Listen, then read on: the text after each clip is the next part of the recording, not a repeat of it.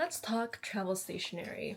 I've always told other people if I ever go on a trip and I lose my journal, I will actually cry for 1,000 years because, as you know, there's so much love and care poured into all the memories that we record.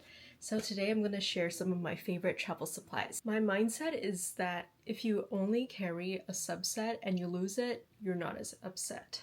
And you know, with the prices of everything nowadays, we cannot afford to lose all of our stationery.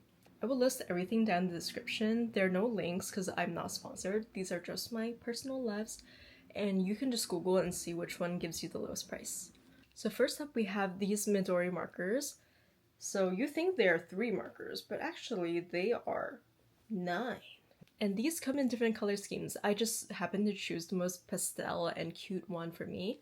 The tips are literally rounded, not like the felt tip that you're used to. And I believe that's originally to make perfect circle dots on your paper. I don't really enjoy that, but I haven't seen that many markers in this form factor. And it's from Midori, which is really reputable, so I couldn't pass these up. Go check out the other color schemes and see if you like them, but I feel like this is one of the most important items when I travel because you just get so much variety in a tiny form factor. Next is my washi tape dispenser. How this works is you open it up, and you get this wheel as well as this holder. So there's actually 3 parts. I have all of mine filled, that's why I don't have the third, but it goes in here as like the center of a toilet paper roll, okay? And then you would do this and pretend that we had a toilet paper roll here, and you would just keep on rolling and rolling and rolling it around until you made a mini roll. And then you would take it out and stick it inside one of these slots. So let me show you what one of them looks like. So here, that is our washi paper toilet paper roll. It's super small, just enough to use when you travel. And bam! The only con I can think of is that if you want more variety, you might have to buy more of the little rolls that act as the center of the tape, but otherwise I'm really satisfied with this product. If you are someone that really likes to decorate, I highly recommend this one. And I've searched far and wide for more products that are similar, but I couldn't find anything else that is like a washi tape holder for travel. I think this is truly a unique product in its own category. When I went to a stationery meetup, a lot of girls were asking me about this product. So this might seem interesting to you if you've never seen this before, because I certainly have not when I browse other stationery stores. Next is this file storage. I believe this is a A6 size. It just has a lot of pockets for me to put stickers in. Usually when I travel, I'll probably take a subset, but this isn't really that much to take. If you have a huge collection, I think this will suit you.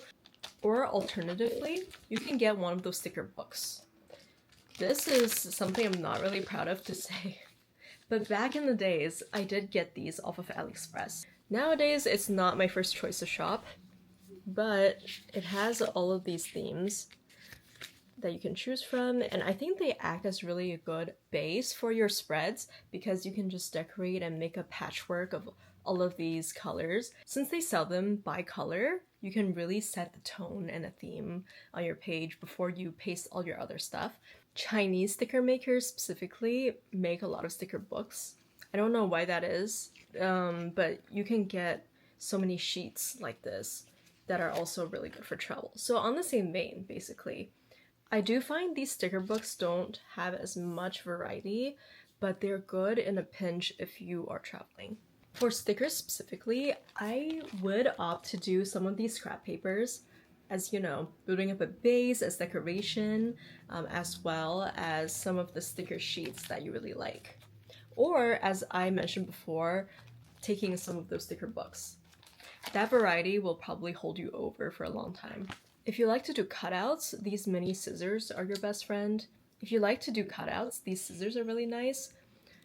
Specifically, they don't have a cap, because I found with my other travel scissors, they would always break and crack at the cap, but this one's just retractable. I have used these scissors for almost 2 years daily, not just for traveling, so I can really attest to their quality. I've never had a travel scissor hold up this long. So if you are buying scissors, remember never to get the ones with the cap. I also like really long pencil cases.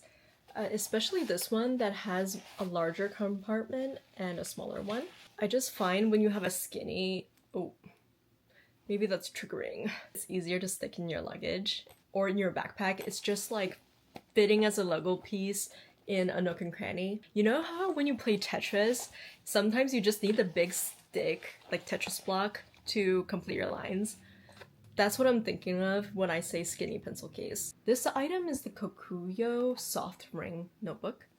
And you know, in school when you used to have a ring notebook, there would be like metal rings and they would bend and deform or something would get wacky. But since these are soft ring, no matter how rough you are with them, they just look brand new.